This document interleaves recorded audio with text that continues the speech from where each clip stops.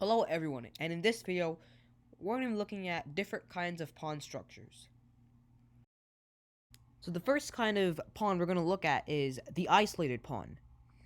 An isolated pawn is something that you do not want to have.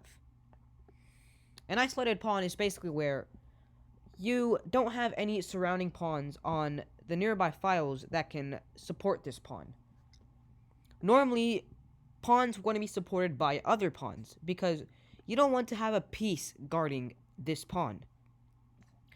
That piece is going to be stuck guarding that pawn unless you give it up. You need that piece to be attacking the opponent's king and destroying them. You do not want it guarding a puny pawn. Now you're probably wondering why I have kings on the board. You'll understand very soon.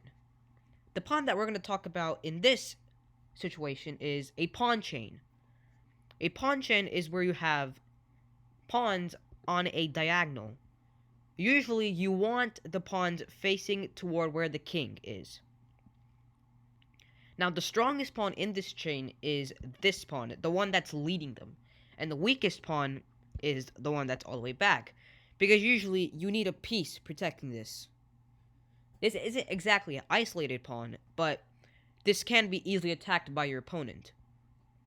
This chain is also very good because each pawn is protecting the other one. Now we're going to be talking about something called doubled pawns. Doubled pawns usually happen when pieces get traded off and your pawn is forced to take.